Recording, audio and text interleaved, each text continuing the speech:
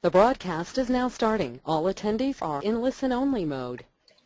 Good morning, guys and girls. Todd here. Welcome to the MotiveWave Wednesday webinar. And we have some fun things to show you here. And we probably have Tony joining us here in a little bit. And let me just let people come on in here and get settled and situated. We have some fun things to talk about. Before we get started, I'm leaving here in a little bit for the Vegas Expo. I have about 6 hours of presentations to give, so I got a ton of sleep last night. Just kidding. Who's heading out there? Anybody going to Vegas for that Traders Expo? Just type it in the little chat window there. Let me just get this video going here. Questions. Pop it out. All right, perfect. Okay, let's get started. Before we begin, let's see here. Hey, Brett, how you doing? Goes with the dollar. Let me see. Brett always does good work. I don't know if I can grab that screen, that link, Brett. They deactivated. All right, so somebody's telling me from Switzerland. All right, we always do this, so this is the fun part. All right, guys, why don't you tell me where you guys are dialing from, where are you coming in from? We always get a pretty good international reach. It's always fun to do. So go in and I'll try to type it in the window, and I'll try to keep up as fast as I can with the location. Okay, here we go. I can't even say it. Something Zurich, Switzerland, which I've actually been to. Zurich, it's beautiful. Geneva and Zurich. Okay, we have Sweden, Oklahoma, New York, New Jersey, Woodside, California. All right, Malaysia, Quebec, California, Scotland. I mean, see, that's just the awesome thing. We have such an international reach. Okay, hey George, how you doing, my man? All right. So with that being said, international reach. I want to do a quick poll just to know what you guys are trading, so I can kind of tailor this presentation to the markets you guys like to trade. So. Here's the first survey, and I'm going to hit launch. Now you guys should see a survey coming up. Okay, so tell me in which markets are you currently trading, and that's going to help me kind of tailor this. I like to do this just to obviously talk to your audience. So right now I'm seeing 57% stocks and ETFs, 22% options, 16% futures, 46% Forex. Stocks, futures. Randy, there's a little polling thing you guys should see up on your screen. And then what I'm going to do is when I shut this poll down, I'm going to close it and just make sure you can see my chart window again. So, okay, we got about 55% stocks and ETFs, 21% options, 21% futures. That's interesting. 45% Forex. Okay, cool. Perfect. That helps. All right. Now I'm going to close that. And now I'm going to start. And just in case you can't see my screen, just somebody yell at me in chat. Okay.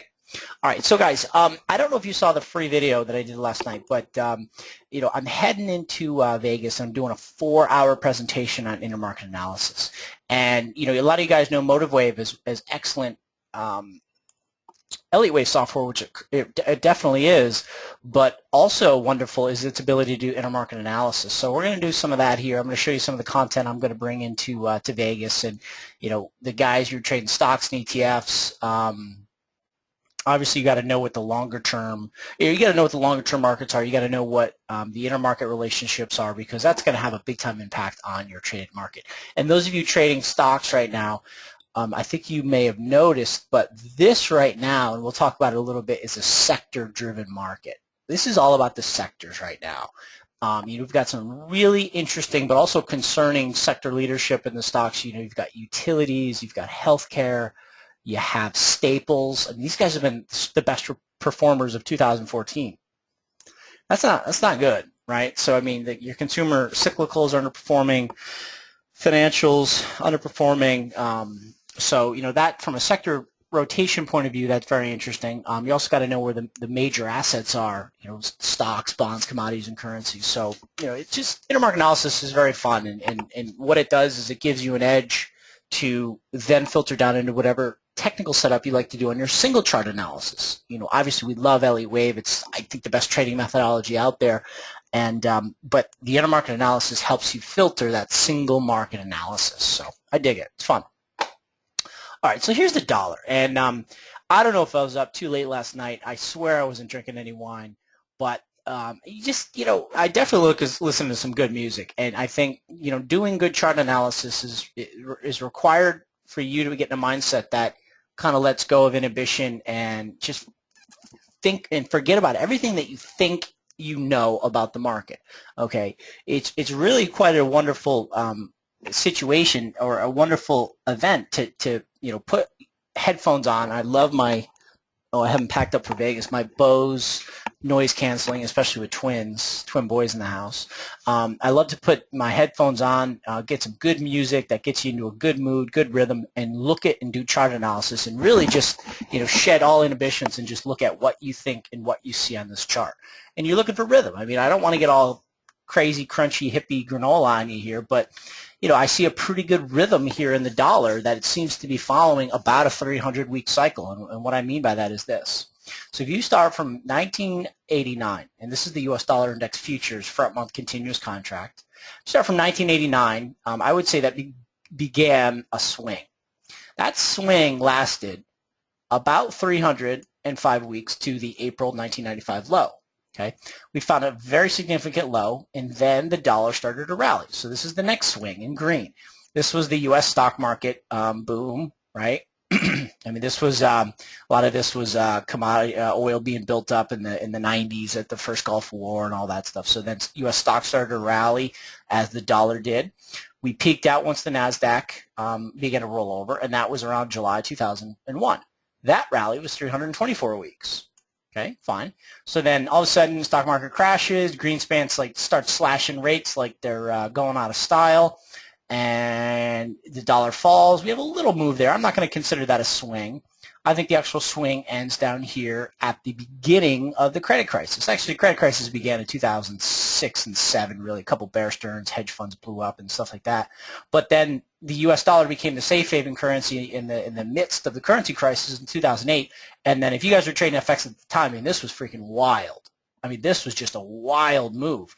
I mean, I remember trading lights out in 2008, and with clients, you know, on my Forex side, the clients were just loved me, wanted to vote me for president. I mean, the truth was it was very easy trading. I mean, it was very easy to make great money because the volatility was just skyrocketing. So that ended right there, the next trend. So what was interesting is the real beginning of the credit crisis, when the dollar began becoming the safe haven currency. We started to go sideways. And through most of this housing crisis that originated in the U.S. and spread overseas, the dollar has been very, very quiet. So I'm considering this the next swing. So from March 2008 to the low here in the dollar, which just preceded this possible breakout in the U.S. dollar, that was 320 weeks, right? So this is not an upswing. It's not a downswing. It's just a dead, flat, horrible trading environment, which I believe has come to an end, thank God. Okay, I mean, this is, you know, this is the kind of stuff. I'm doing a presentation. I have it over on my Mac, but, you know, I've got quotes from the biggest hedge fund managers in the world, and pardon my language, but just bitching about how bad trading is. Okay, I mean, Tudor Jones. I mean, you know, Paul Tudor Jones. I mean, his funds are all down this year. You know, he's one of the best living traders there is. I mean, all the guys are just complaining about the macro environment, and it's because of this. It's because it's range bound. Okay, can you imagine if you're able to trade FX pretty well in here? Can you imagine what it would be like to trade in there? I mean, this is where you make a ton of money. This is where you protect your capital. So the point is, from this swing to this swing is 305 weeks. That swing to that swing, 324 weeks. 349 weeks, 320 weeks. I believe we have broken out through resistance, and we could be into the next 300 or so week swing. That 300-week swing is February. Oh, that's funny. February 2nd. That's where I dropped the cursor. That's my birthday in 2020. 6 years. Oh, I will be 42. Wow. So this dollar could rally until I'm about 42 years old. How about that? So if that is a very conservative estimation, just looking at what has happened. Okay, now if you think about what's going on here with this dollar, and I want to bring over a little S&P analysis here, but if you think about what's going on with the dollar, the S&P has been rallying with the dollar. That is unusual. Okay, typically the S&P has an inverse relationship to the S&P. So let me just put the SPX over the dollar, and let me just show you what's going on here. Just let that. It's always slow to come in. Okay, so you could see through 1987 as stocks were rallying, the dollar was selling off. Then into the NASDAQ bubble, the U.S. was the hottest game in town, so people wanted stocks in the dollar. So it bucked the trend for a period of time there. Okay, we then, the dollar started to peel off from the stock market. Dollar sold off for a bit. Then the inverse relationship really kicked in. Okay, sorry, the S&P. S&P peeled off from the dollar. Okay, this was because crude oil, actually no, crude oil is down here, forget that. S&P peeled off from the dollar. S&P is now moving inversely to the US dollar. The only time we're starting to see them together is just since this May 2004 low, where the dollar starts to move up as the S&P is moving up, and that's just the Fed having a little bit more progressed monetary policy than the rest of the world, which means we're closer to raising rates than anyone in the world. So that's why we're starting to see the S&P and the dollar trade together.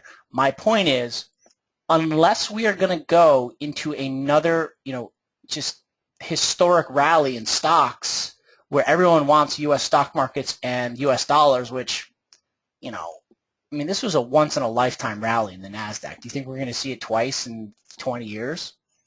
In not even 20 years, in 15 years? I don't know. I don't think so. So this is leading me to my point on my next chart on the volatility index. So the takeaway here is, barring another NASDAQ, or whatever, just historic stock market rally, stocks and the dollar trade inverse to one another. Okay, so that is pretty evident ever since 1985. Okay, so with that being said, and if the dollar is set to make a 300-week rally out to about 2020, what does that mean for the VIX? Okay, the VIX is my next chart. And this isn't going back so far, but this is going back to 2000. Okay, so the volatility index, as you guys should know, is a measure of at-the-money puts and calls in the S&P 500. And it basically just measures how much coming uncertainty there is in the stock market according to the options, and that is the premiums that must be paid to buy at-the-money puts and calls on the S&P 500. So that is volatility. Okay, if the market is just doing a nice slow little grind to the top side, you're going to see very low volatility. If the stock market is going haywire and breaking down in a credit crisis, you're going to see the VIX spike. Okay, so let me just drive that point home before I get into the analysis of this chart. So let's do VX.X. Okay, so here's the S&P over the VIX. Just perfectly inverse relationship, right? Stocks down, VIX up, stocks up, VIX down. Okay, so let me just push the S&P off to the side, and we'll just keep it there for reference. Hold on. Those of you doing intermarket analysis, the way you do this, if you want to overlay a chart, you right-click, you go Add Study, you go Instrument, and then you go Overlay. Okay, just like that. All right, so look at the VIX. Now this I thought was awesome. Okay, so I'm just looking at the last time we saw like this prolonged period of low volatility, which is another reason why the big macro hedge fund managers are complaining, because low volatility is boring to trade, except for everyone who's just a buy and hold investor. Volatility is extremely boring. Okay, it's just, there's nothing going on. We love volatility. We love this. As traders, this is what we want. We don't want this. Okay, so I'm just looking at the last time we had a real significant lull in volatility. And the last time we had that was in 2002. This was the low right around WorldCom and Enron. and we had real low volatility. And I was day trading for a living right out of college, and I started right after the NASDAQ popped. So, you know, I had guys in my office who were previously making millions and millions of dollars, and they couldn't trade their way out of a paper bag in here. And I traded through here, and I think I finally quit day trading like here, and I went over to the FX markets. I mean, if you try to day trade this, I remember down in here it was like, you know, 6-7 points in the S&Ps a day, or in the range. It was horrible. Low volatility. That's what low vol does to traders. Okay, so, all right. So, but my point is here, volatility was in a prolonged period. And I said, all right, let's look back and see what's happened in the past. So September 11th, 2001, okay, was the first real spike that we had volatility. Okay, we had one way back here in 1998. That was like long-term capital management in that Russian or Asian currency crisis. But we had a 2001 spike here at 9/11. We had a retest in 2002. Okay, then we went into a prolonged slide in the volatility index as the S&P rallied. We got our first major spike here in 2006. Okay, that was the pullback right there. Peak to peak, okay, from the low in the S&P up to that first significant spike was 203 weeks. Okay, prior to that, the volatility spike to the volatility spike was 46 weeks. Okay, so we had an initial spike, another spike, 46 weeks, and then followed by 203-week decline, which then gave us a little push up, and then we slid down into the lows on a retest, then moved higher. Okay, so there's three things happening. Initial spike, a retest of the highs, a significant slide, the initial spike, and a retest of the lows before we go. So fast forward to 2010, and look, the exact same thing is happening. You have a slide in the VIX, an initial spike, a move down, a retest of the highs, followed by a significant slide in volatility. Okay? Then this has been, that pullback that we just saw in October was the first significant volatility spike that we've seen since the rally really began here in 2011. That was 166 weeks. Not as long as the 203-week spike, but still pretty significant. What's interesting is we're coming back and we are looking to retest these lows, much like the market did. Here, let me draw this. Much like the market did here. Is this thing gonna work? Nope, never mind. My drawing tool doesn't want to work, that's fine. So we have a retest of these lows going on right now before the real volatility index, before the volatility index spiked. So, you know, it looks like we have about 2 to 3 quarters of a retest of the low before volatility picks up. That's what's happening right now. Looks like we're retesting the lows before volatility picks up. And if volatility is going to pick up like it did over here, then you'd start to see the stock market sell off.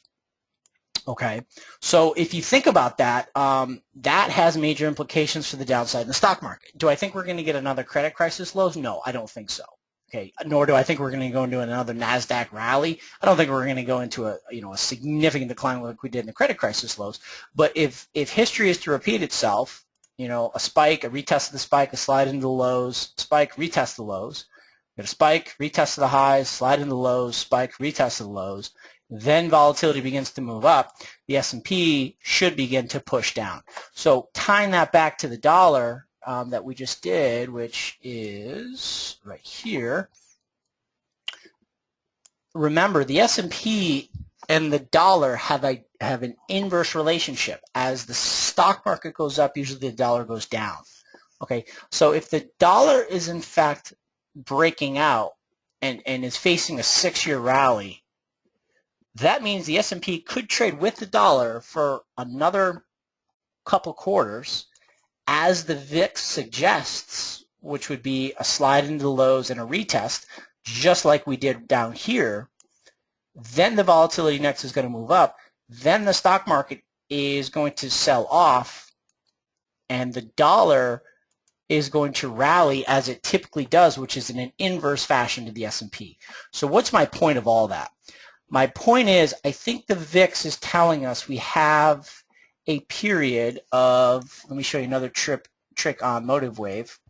If we go down to fib time ratios, time range right here. Okay, if we're looking at that first spike down to the lows, that lasted, there's the lows, 26 weeks, so 6 months. All right, and then what you do is you grab it right in the middle here, and then you can project it down. So I'm looking at the spike down to the VIX lows, which was 26 weeks. All right, so let me stretch this guy out a little bit. And we got to put him right on the VIX spike high. Just missed it. There we go. So another 26-week sell-off in the VIX would put us into about April 2015. Okay, so I am bullish the market until we get into April. And then if you guys know that old stock market adage, sell in May and go away, that kind of plays out. So I think stocks have room to go. You know, S&Ps have another couple hundred points to go on the top side before we get into a zone, which historically speaking will become a problem for the VIX, which means we should start to see a move higher in the volatility index, much like we saw here. It's not an instant spike, but it's a low, and then we begin to move higher. Volatility index moves up, the S&Ps move down. And as I've said a couple times, as the S&Ps move down, that dollar rally that might last about 6 years is going to be trading inversely to stocks. Okay, and I didn't even talk about this part of the indicator, this setup, but the average true range. ATR has been very, very low. I mean, the last time it was this low was in October 1996, right before we went into a major move.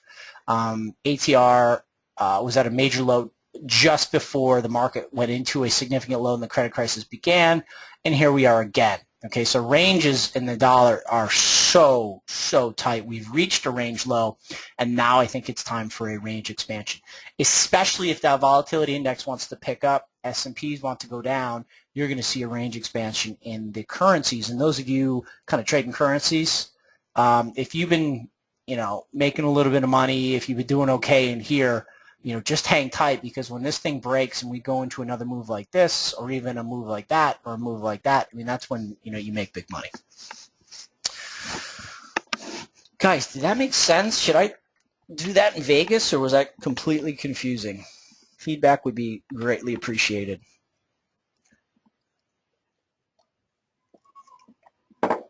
Cool. If there's any part that wasn't confusing, let me know and I'll work on it. I have a nice 4-hour plane ride, so oh good, thanks guys, appreciate that. Wow, good, thanks guys. All right,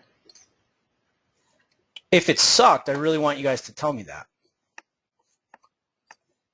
because I need to work on it. This class, I'm one of the premium guys. This class is like $280 they're charging for it.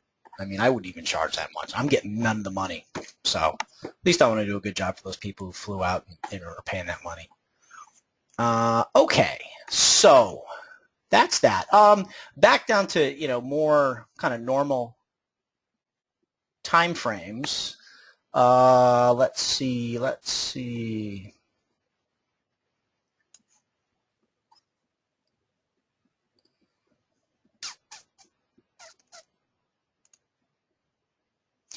So, yes, okay. So back down to more normal time frames. As I said, the stock markets have been very quiet. We're kind of caught in no man's land here. Stocks are above the September 19th high, but we're below this 1272. And this is with our clients. This is what we've been very actively targeting. And while I'm you know, looks like my trade station quotes. I'm feeding MotiveWave with TradeStation. Sometimes gets a little frozen. Okay, so we have a decline in stocks. We've rallied back in a very sharp V-shaped bottom, and we've been looking for a move up to this 1272. Okay, that's at 2073, and what that means is basically a decline down here. You do a fib retracement. Once we get to 100% retracement, we go from anything sub 100 is going to be a normal retracement, like 618 retracement, 786 retracement. Those didn't hold, so now we go to an external retracement, which would be, the first one would be 1272. And, a little trick for you. I mean, those are some of the two of the most powerful relationships out there, the 786 and the 1272. And if you don't know where those come from, let me show you. They come from your fib ratios, 0.618 and 1.618. All they are square roots. And square roots are very important. So if you do 0.618 and you just square root it, there's 786. And if you do 1.618, your golden ratio, square root it, there's 1272. So those are important ratios that people don't often use. So the 1272 is at 2073. Stocks did break out yesterday, so we're looking for a little bit more upside there. We actually did get long. We got long transports yesterday via the IYT in an options trade.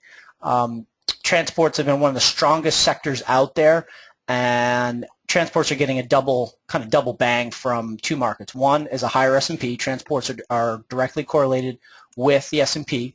And transports are also moving higher because crude is getting crushed, and crude is really coming off very hard. And I think we're moving into some kind of fourth wave here, which it doesn't want to agree with me and stop falling, which is fine, which is completely fine with me. We're long transport, so this thing can go right to 65 for all I care. I'm certainly not trying to bottom pick this, but we're moving into the 1.618 relationship of 3v1, which means that we need to start looking for a fourth wave to set in, right? So there's one, there's two, and what you've done is basically measure distance in wave one projected down from wave three. Equality is right there. We should be right around the 1272, which I don't have shown, and then the 1618 is there. So we should be settling into a fourth wave consolidation, but once wave 4 is over at some point in the future, in the next 2 to 3 weeks, we then move down to wave 5, which I think should break that $70 a barrel level. So crude is really in tough shape here. It's a commodity that's falling more so than any other commodity out there, and we're just breaking support after support after support levels. So this was support back here from April 2013. We have a double bottom here from June 2012 as well as September 2011, which were just about broken at 75. And then below that we have nothing till 64. Right? So, this is a very significant level, and I would not be surprised to see a fourth wave form around that $75 level, because that's such a significant level. So what you do is just kind of slide this across and then give wave 4 some time to marinate, because, like I said, it's a very significant level. So give wave 4 some time to breathe before we do break down into new lows. Okay, so that's crude. Take a look at the transports here. IYT right there.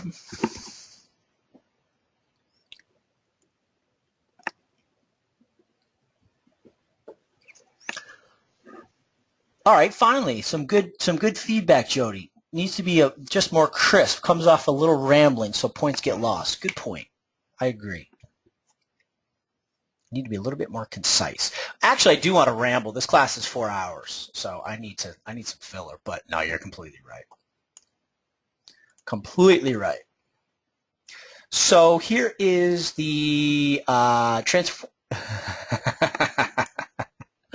You guys are funny. Okay, here's the transports. It's pretty straightforward from the lows in October. I'm counting this as a 1, 2, and then 3. Nice little triangle 4. And we just got long. We did 2 trades. We did a short call credit spread and a long call vertical. So just going to our members desk here, just log in. I'll show you the trades we put on. So we sold put credit spreads below the typical wave 4 fib support. So I'm just hotkeying it here, Alt 4. We have nothing going on there. There we go, 4v2. Okay, perfect. So we sold puts at 160, and then we bought 158s to create that put credit spread. We did it in December with about 30 days to go. So we think wave 4 is complete, but wave 4s typically like to torture you a little bit more than you expect. So, selling premium is a good way to trade fourth waves, and we did it just below the 160 level. And that should hold because that's the point at which wave 4 will be equal in price to wave 2. So, this thing can do whatever it wants, pretty much. So we're short premium that way, but we also got a little directional because the S&P yesterday broke out, and as we said, we're targeting 2073 topside in the S&P, so there should be room for the transports to move, and that's been one of the strongest sectors. As I said before, we've got some really weak sectors, defensive sectors leading. We have like healthcare, you have consumer staples, you have utilities. Those are all markets that generally do well in low bond yield environments, and in low bond yield environments, that's not good. That generally means a defensive market. But there's another point that I want to bring up to you guys, which I thought was really interesting in my analysis leading up to the presentation I want to show you. But as I said, here's the IYT trade. That's the home builder. So we did a short put credit spread in December. We did a 160, 158 put credit spread. We received 57 cents on that trade. And then we did the long call debit, DEES 162, 167, paid $2.18 for that trade. We are long Costco, which is a strong consumer staples stock, and as I've said twice, consumer staples are a strong sector in the S&P right now, which is a defensive mode. We are long a very small position in bonds, probably going to close that out. We are short GM. GM has been GM and Ford, I think, are in good sell positions. The automobile stocks are in good sell positions. We're short the Aussie dollar, so that's a quick rundown in our positions. Okay, let me just take 30 seconds. I want to show you guys this chart. I got to bring it up for my files here. This is incredibly interesting.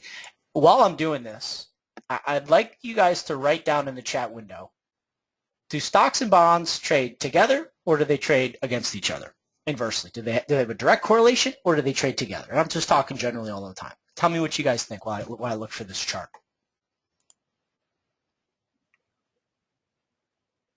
I already found it, so type in your answers. I want to know what you guys think. Do they trade inverse or do they trade together? Inverse means opposite. Together means direct.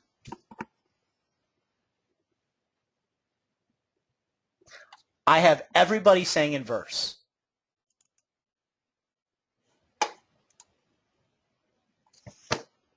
And that's what everyone thinks. Look at this. This is an S&P and 30-year bond chart from 1981. Isn't that amazing? They trade together. Stocks and bonds over the last 35 years trade together.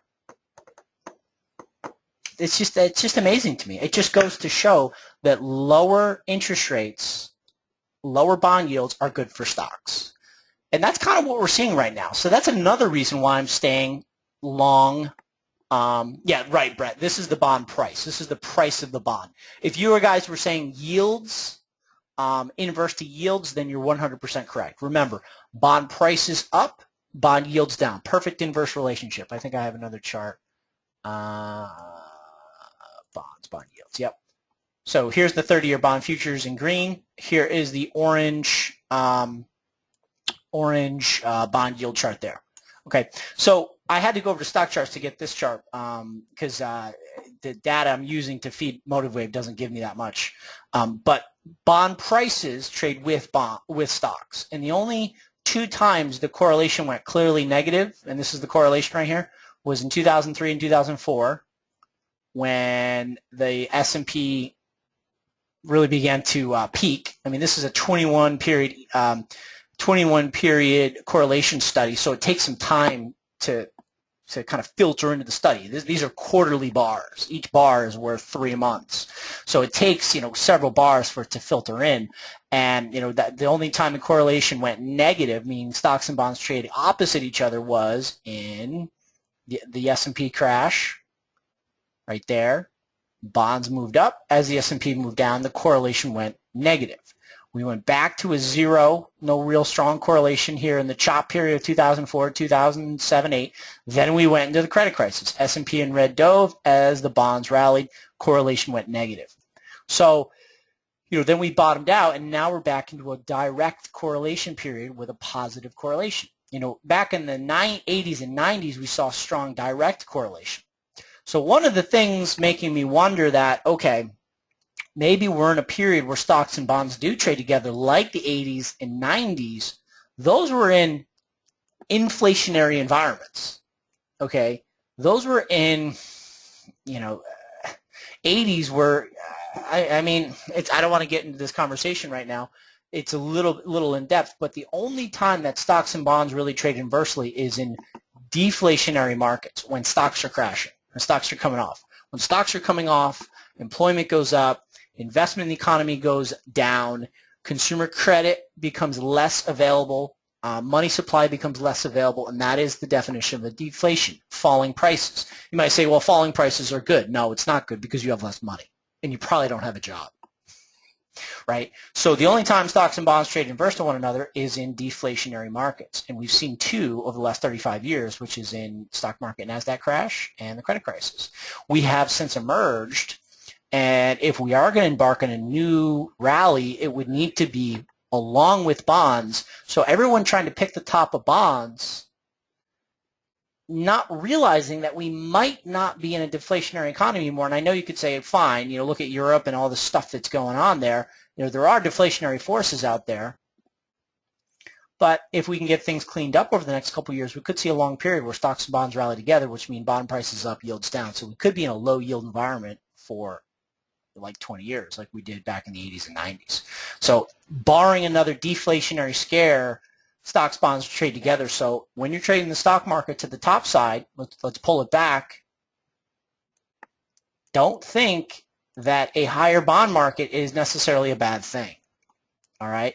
Bonds have been we're actually long bonds, and I apologize to my traders for putting them in this trade. This was the most torturous / boring / nothing trade ever. It pulled back into 6-minute retracements, just chop, chop, chop, chop, chop, chop, chop. So bonds are wondering what they want to do. We'll see. We'll see. Right now, I consider stocks and bonds trading together based on the long-term chart. So the S&P I still think goes up. We'll see what the bond market does on a shorter period. Okay. So that's just I just want to kind of cover what I'm going into, heading into Vegas. So I hope that was helpful. And just intermarket analysis is very important, because when you get down and doing your individual setups on the charts that you're trading, it's really good to know what markets are behind you, to either help or harm your trade setup.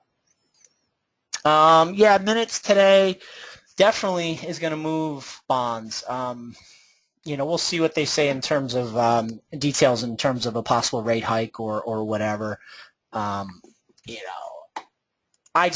Here's another slide. I just don't think. Oh, really? It doesn't want to show? That's weird. So here's a slide of the Fed's long bond position. So it's long $4.4 trillion worth of bonds. Just because they're done buying them does not mean they're going to start selling them. I think they're just going to sit on these bond positions. There's no inflation out there, really. I just think they're going to sit on these bond positions, which basically means the Fed has taken $4.4 trillion and just thrown it out into the economy by buying bonds, by taking bonds in to leave bond yields low, interest rates low. I don't think they're going to do anything.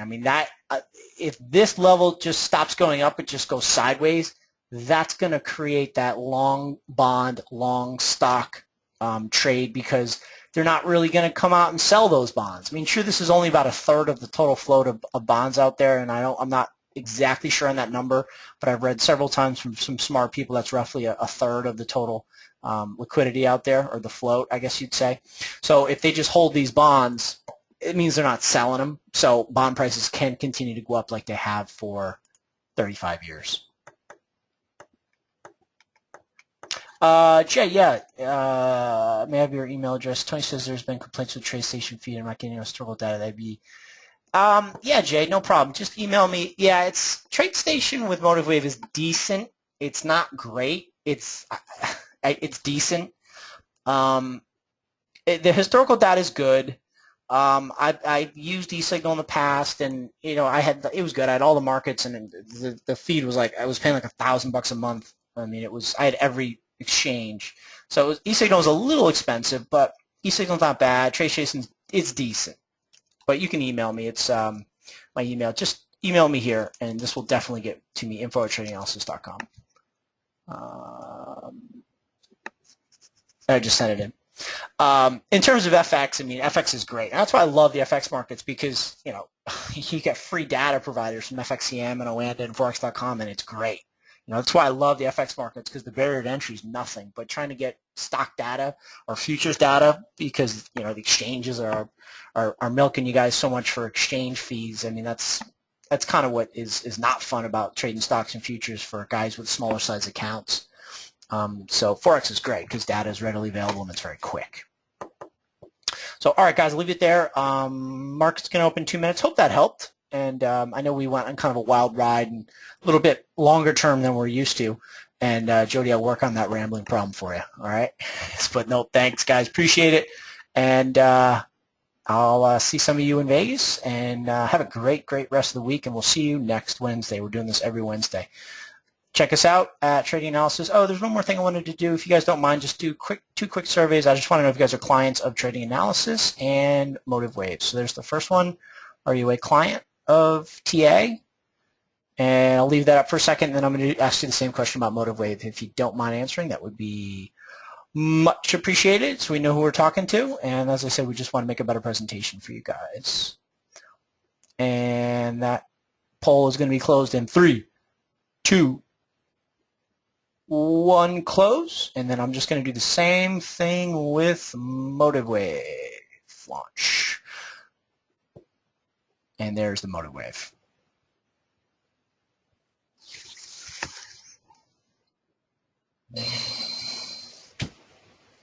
All right, guys, again, appreciate it, and we will see you next Wednesday.